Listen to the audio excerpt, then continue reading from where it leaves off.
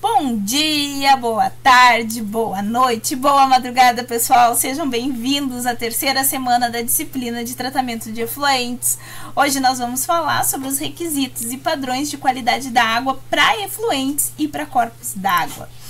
E o que nós vamos ver? Qual é o objetivo da nossa aula de hoje? O objetivo da aula de hoje é discutir a Resolução 357 de 2005, que está baseada lá no CONAMA, que é o Conselho Nacional do Meio Ambiente, e ela vai estabelecer padrões que nos dão uma direção de como deve ser a qualidade da água aqui no nosso país. Então, a resolução ela vai detalhar os parâmetros nos corpos d'água e o que nós temos que cumprir para garantir a segurança, para garantir a sustentabilidade dos recursos hídricos. Depois nós vamos trabalhar um pouco com a resolução 257 de 2000. Essa resolução, pessoal, é da balneabilidade da água. O que eu quero dizer com isso? Que ela trata de qualidade da água para uso recreativo.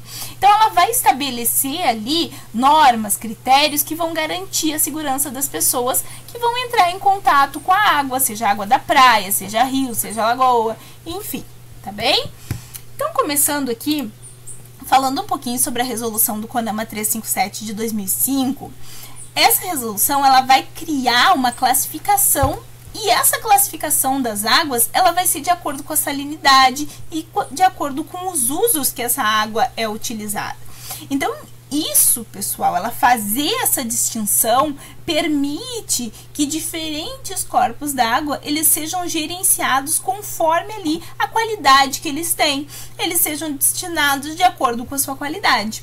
Então, quando que eu digo que essa água é uma água doce? Quando a salinidade dela está abaixo de 0,5%. São mais comuns em rios, em lagos. Por exemplo, o Rio Amazonas é um. Aí, nós temos a água salobra. O que é uma água salobra? É uma água que tem ali a salinidade entre 0,5% e 30%. Então, elas são encontradas mais nas áreas de transição, como, por exemplo, onde a gente tem transição de água doce e água salina, ali nos estuários, né? Estuário do Rio Paraná, por exemplo, nós temos a água salina, que vai ser o quê? Quando é acima de 30%. Então, acima de 30% é as águas de oceano, de mares, Oceano Atlântico, e aí vai, tá?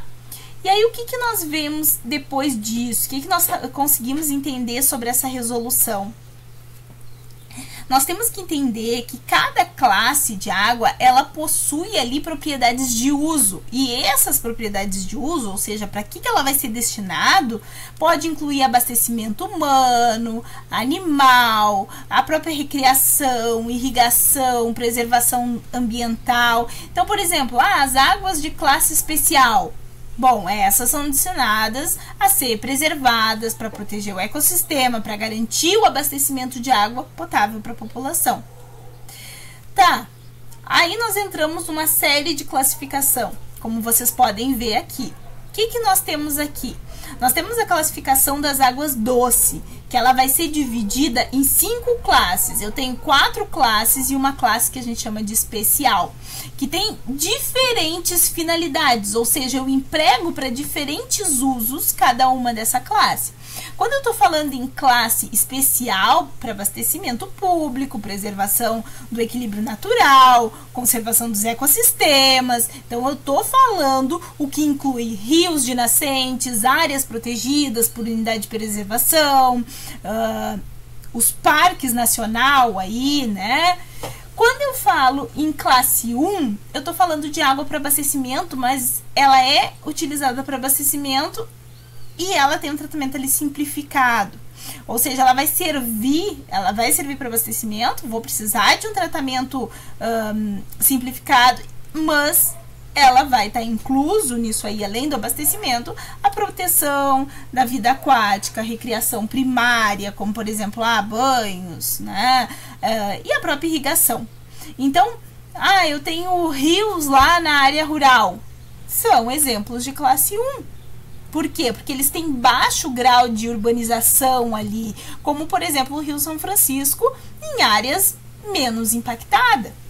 Ah, nós temos depois a classe 2. Opa, a classe 2. O que é a classe 2? A classe 2 é normalmente utilizada para abastecimento convencional.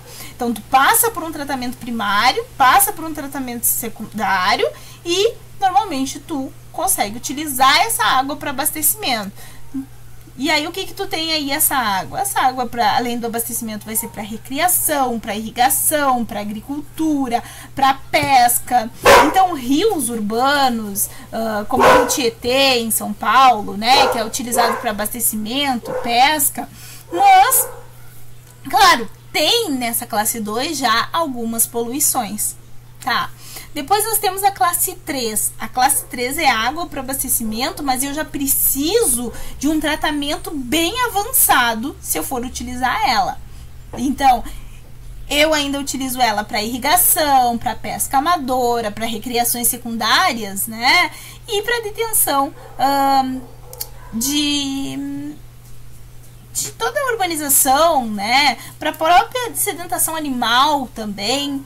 Então, rios em áreas semi-urbanas ali, por exemplo, como o Rio Grande, ele pode ser utilizado para atividade recreativa, para pesca, para navegação, mas ele não é aí na classe 3 ideal para uso para abastecimento.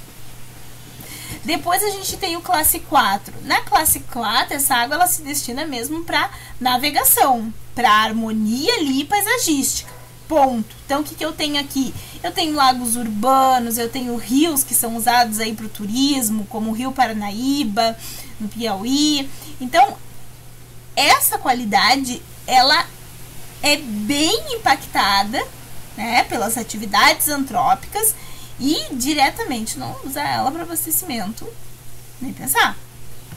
Depois nós temos a classificação das águas salinas. O que são as águas salinas e como elas são classificadas? As águas salinas vão ser aquelas que são encontradas em ambientes marinhos, né? Como, por exemplo, o oceano.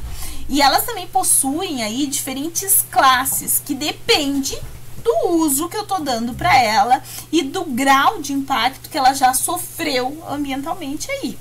Então, por exemplo, quando eu estou falando da classe especial, eu estou falando de águas marinhas, de conservação integral, de equilíbrio ecológico. Estou falando de áreas marinhas mesmo, que são protegidas, como o Parque Nacional Marinho do Fernando de Noronha, que o foco é para a preservação da biodiversidade.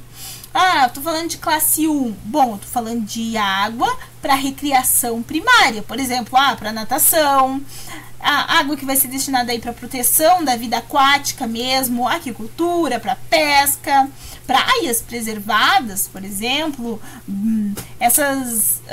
esses locais aí, tipo a Baía do Sancho, em Fernando de Noronha, que é ideal ali para navegação, são exemplos de classe 1. Classe 2, salina, o que seria? São as águas lá para pesca amadora, para recreação secundária, navegação, turismo, áreas, por exemplo, de pesca intensiva e de turismo, como a Baía do Guanabara, né, que fica no Rio de Janeiro. E eu tenho a classe 3. O que vai ser a classe 3? São águas para navegação e harmonia paisagística, que nem a classe 4 lá da nossa água doce. Aqui, as áreas costeiras urbanizadas, como por exemplo a praia de Copacabana, porque a qualidade da água ali, ela pode ser comprometida por poluição, mas ela ainda serve para navegação, ela ainda serve aí para o turismo, tá bem? Como que nós classificamos? Vocês vão ver mais adiante, como que cada rio, cada recurso hídrico se enquadra nessas classes, de acordo com esses parâmetros que nós estamos conversando. Bom, quando nós entramos em qualidade da água e lançamento, a qualidade da água é influenciada diretamente aí pelos lançamentos de efluentes, como nós já viemos falando desde a nossa primeira disciplina. E a resolução 357 de 2005, ela exige que a classe especial, ela mantenha essa condição de especial sem presença de poluentes. Quando eu estou falando de padrões de qualidade, aí eu estou falando dos limites individuais por substância em cada classe. O que eu quero dizer? Quero dizer que a qualidade da água, ela tem que ser monitorada em relação aos parâmetros. Que parâmetros? coliformes fecais, demanda bioquímica de oxigênio, turbidez, dentre tantos outros. Por exemplo, se eu tenho uma classe 1, os níveis de coliformes fecais, ele tem um limite que ele não pode passar daquilo para ele ser classificado como classe 1. Ah, se eu tenho DBO de 5 miligramas por litro, bom, eu sei que esse manancial na DBO ele já se classifica ali como classe 2.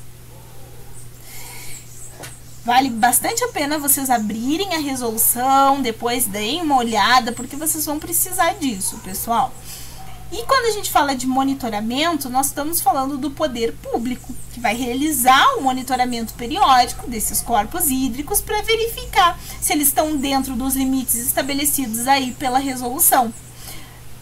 Exemplo, aqui no Rio Grande do Sul nós temos a FEPAM. Se vocês abrirem o site da FEPAM, vocês vão ver que tem todos os dados lá de qualidade da água que eles analisam semestralmente. Então, eles fazem esse monitoramento periódico que é semestral de várias cidades. Então, olhem, deem uma olhada lá que vocês vão conseguir ver isso. Quando a gente fala de parâmetros e limites para água doce, nós estamos falando da resolução do CONAMA 357 de 2005, que vai definir esses limites específicos dentro da classe de água. E esses parâmetros, eles são bem importantes para garantir que eu não dê uma água poluída, que eu dê uma água de qualidade para a população. Para garantir que aquele ambiente, ele tá saudável. E aí, como que nós vamos fazer isso? Nós vamos analisar em cima desses limites que a resolução traz. Então, quando eu falo de classe 1, eu estou falando que ela é a mais rigorosa e adequada aí para abastecimento público. Então, ele vai ter que seguir alguns padrões. Coliformes fecais, quanto que ela tem que estar? Tem que estar 200 miligramas por 100 ml de água. Então, depois lá, eu tô com um DBO, quanto que ela tem que estar? 3 miligramas por litro. E assim vai. Depois, o que a gente não pode esquecer aqui? Que quando nós estamos falando de oxigênio dissolvido, nós estamos falando de uma substância que é vital aí para qualidade de vida, né? Para a qualidade e para as funções vitais ali da fauna aquática. Então, ele sempre vai ter que ser aí superior a 5 miligramas. O pH, o pH vai ser mantido entre 6 e 9. E observa que isso vai em todas as classes, não só na classe 1.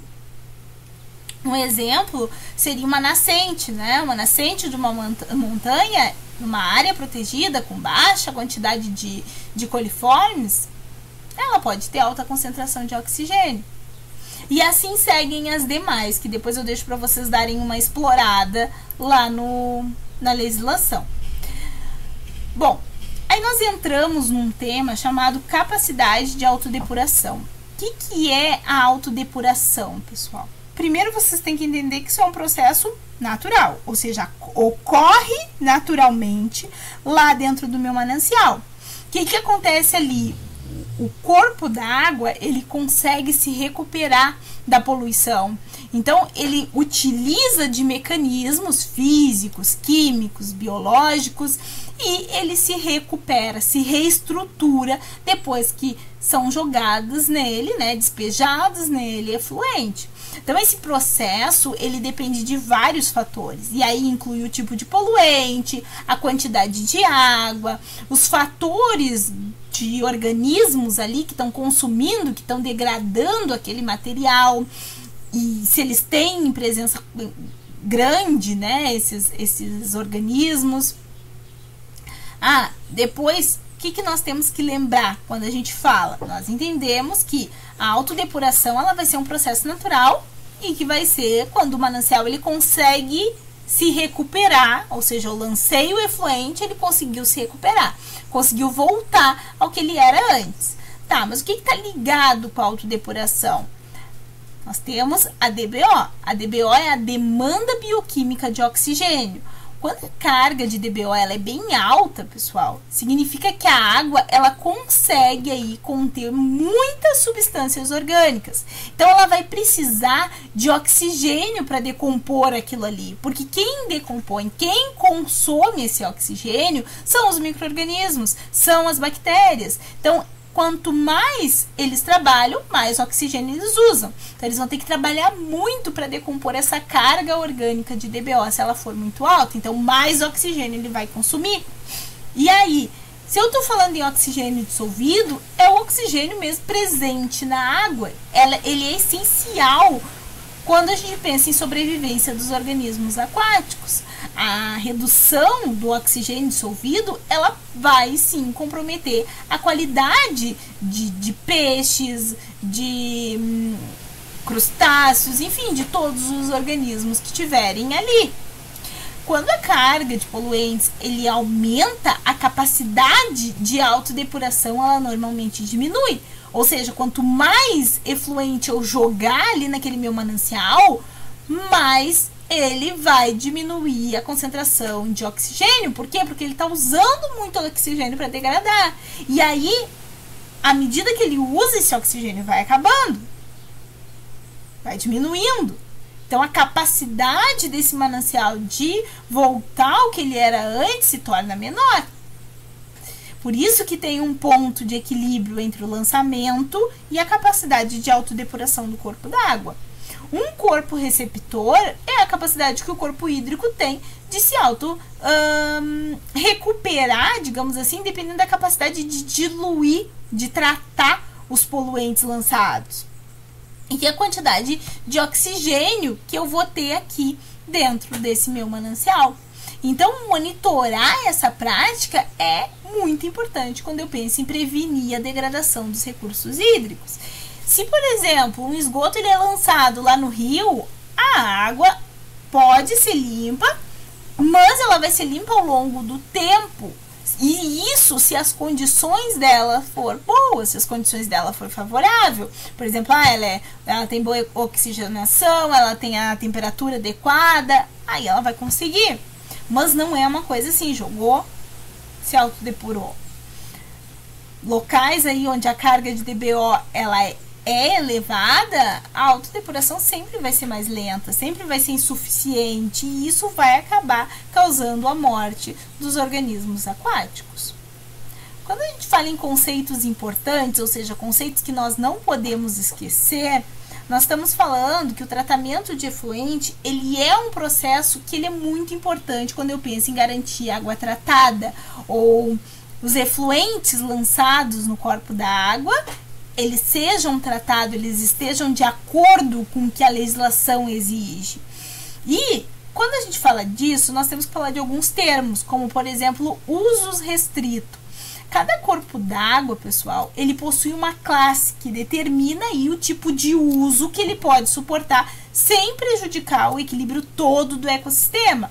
Por exemplo, estou falando de uma classe especial, ela deve ser preservada e deve ser preservada na totalidade aí para eu garantir que a conservação ali dos ecossistemas, eles são mesmo conservados. Eu não posso lançar efluente em corpo d'água especial. Então tudo fica sob controle.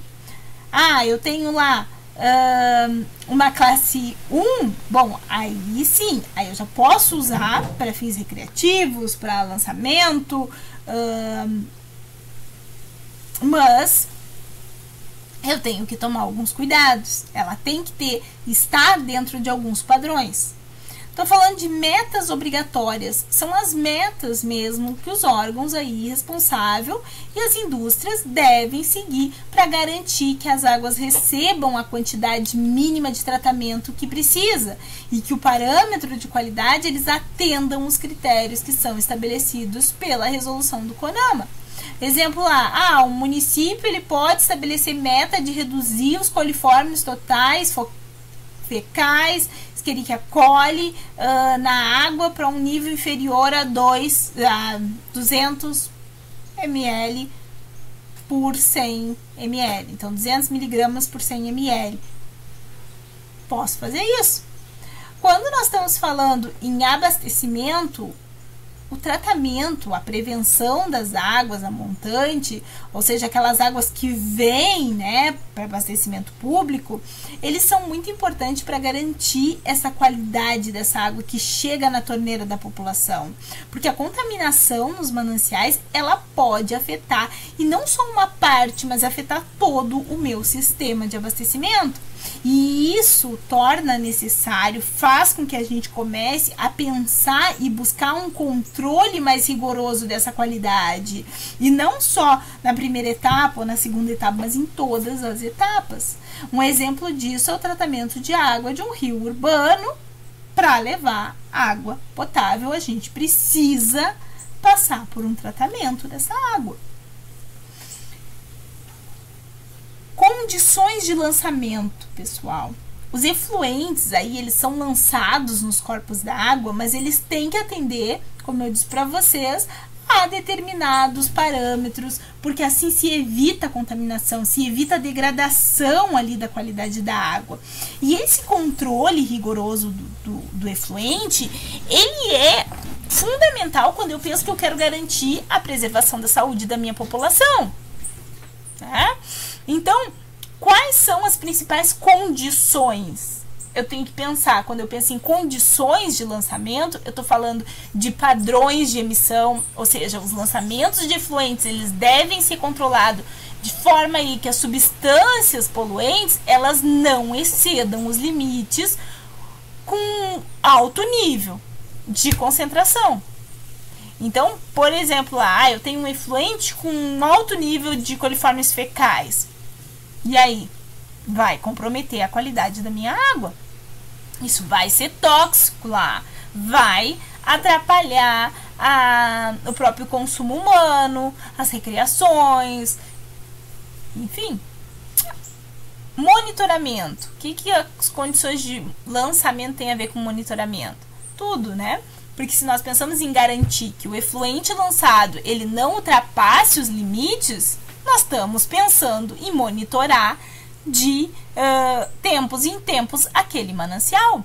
E aí vai incluir coleta de amostra e a própria análise dessas amostras, a interpretação dessas amostras, como que está o corpo da água, porque assim eu consigo detectar qualquer alteração que aconteça ali na qualidade da água. E por fim nós temos o enquadramento, ou seja, o lançamento de efluente ele não pode alterar a classe do corpo hídrico que está recebendo ele. Por exemplo, um rio classificado como classe 1, ele é destinado para abastecimento público. Ele não pode ser comprometido, não pode comprometer o ecossistema ali. Então, eu não posso jogar altas cargas de efluentes ali. Eu tenho que pensar, eu tenho que seguir os padrões, porque para evitar mesmo que isso chegue ao manancial. Então, algumas indústrias, elas têm que tratar o efluente delas e de forma eficiente, sim, usando tecnologias avançadas, sim, para depois despejar esse efluente no corpo d'água. Quando a gente fala de balneabilidade, pessoal, nós estamos falando da resolução 257. Ela estabelece critérios de qualidade da água que é destinada mesmo para uso recreativo, com o objetivo de garantir a saúde da população, a segurança dos banhistas. Então, essa balneabilidade que a gente fala, ela é determinada com base na presença de coliformes fecais. Esse vai ser o nosso principal parâmetro. E os outros indicadores biológicos que vão dar suporte para ele, claro. Então, esses critérios, eles ajudam o quê? Eles nos ajudam a evitar a transmissão de doenças que vêm da água, como por exemplo, tá com infecção, tá com gastrointestinais aí, tá com hepatite A, enfim, todas essas doenças que são transmitidas mesmo por água contaminada. A água ela é classificada como própria ou imprópria para banho. E isso depende do nível de contaminação que ela tem. Uma praia, por exemplo, vocês já viram que a praia frequentemente ela é monitorada e eles colocam aquelas bandeirinhas, né, vermelha, verde, preta, né? O que significa? Ou então agora mais atualmente, né, porque as bandeirinhas já estão sendo muito usadas para as pedras, então mais atualmente eles estão usando as placas mesmo que diz se a água está própria ou imprópria para banho. Se pode se usar. Ah, tá imprópria, então excedeu o limite máximo de coliformes fecais permitidos. E aí, nós entramos nas categorias. O que nós temos em categorias? Nós temos as classificações da água para fins recreativos. Então, ela vai seguir a avaliação dos níveis de coliformes fecais. Claro que tem outros indicadores, mas o principal são os coliformes fecais.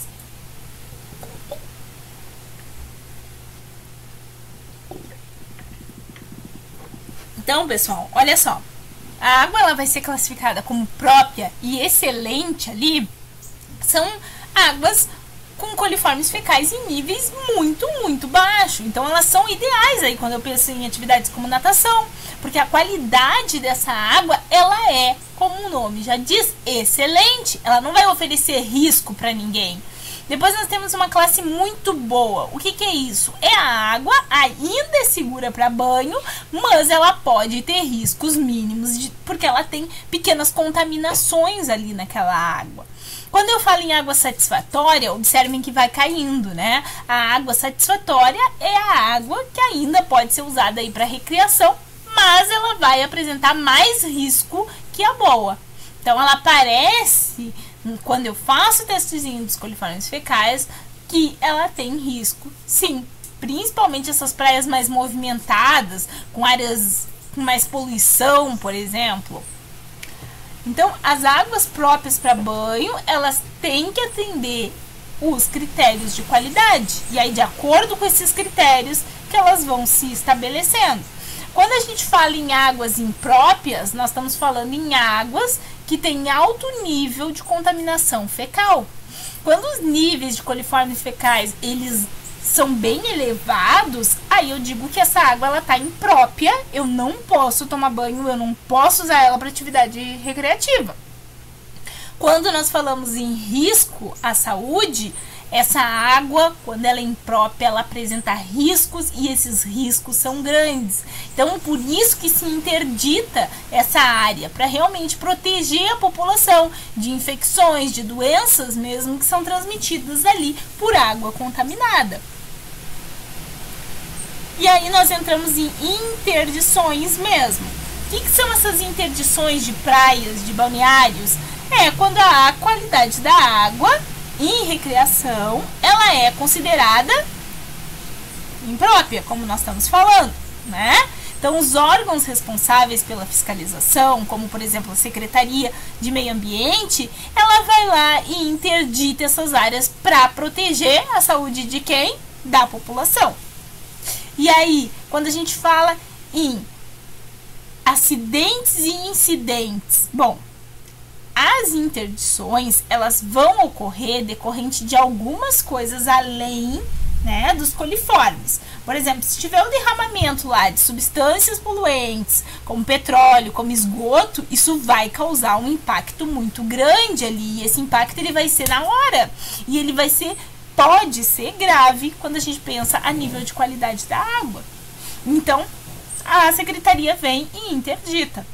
Ah, em caso de salinização também pode interditar, por exemplo, praias aí e balneários também, eles normalmente colocam a sinalização, né, para um alerta ali, que os banhistas não podem tomar água, não podem tomar banho naquela água decorrente de riscos à saúde, né, então eles pedem para evitar que utilize aquela área, que utilize aquela água antes dela ser restaurada. Bom, aí nós entramos em monitoramento e fiscalização. O monitoramento contínuo da qualidade da água, pessoal, ele também vai garantir que essa água ela seja usada para usos recreativos e que ela seja usada e que a população esteja segura quando utilizar ela. Por exemplo, a fiscalização dos corpos d'água, a coletas de amostras aí, elas vão te ajudar a detectar e bem rápido se tu tem algum problema. Por quê? Porque com isso tu consegue garantir a legislação ambiental e consegue entender ou não se ela está sendo cumprida ou não. Tu garante que isso está sendo ou não cumprido. Depois tu vai entrar nas amostragens. As amostras são as coletas. É aquele momento estratégico que tu vai coletar mesmo. Então, quando o número de banhistas é maior, para garantir ali a qualidade da água, eles coletam mais amostras. Então, tu vai lá e tu faz a tua amostragem, vai lá e faz a tua coleta. A análise é quando tu já tem a amostra e aí eles são analisados em laboratórios. Pode ser em laboratórios, como pode ser, claro, com uma sonda multiparâmetro ali no local, mas normalmente é em laboratório, utilizando aí métodos de análise padronizados. E aqui diz, como os estabelecidos pela norma do Inmetro. Depois vem a divulgação, então as condições da água, incluindo a balneabilidade, eles são publicados para a população através de comunicados públicos, como as placas que eu disse para vocês, as publicações em sites oficiais, em rádio, enfim, depende da cidade. E nós temos a própria fiscalização, que a fiscalização ela vai ter esse objetivo de garantir que está sendo mesmo cumpridas as normas ambientais, que protege a saúde pública, que está prevenindo lá riscos que vêm causados aí pela contaminação da água. Enfim, ela garante tudo isso. Aqui, pessoal, estão as nossas principais referências. Espero que vocês tenham gostado da aula de hoje. Ela é um pouquinho mais curta, mas era isso que eu queria passar para vocês. É uma aula super importante aí, vocês vão usar muito. Espero que vocês tenham aproveitado ela. Nós nos vemos na semana que vem. E espero que vocês façam as atividades de vocês, não deixem de fazer. E boa semana a todos!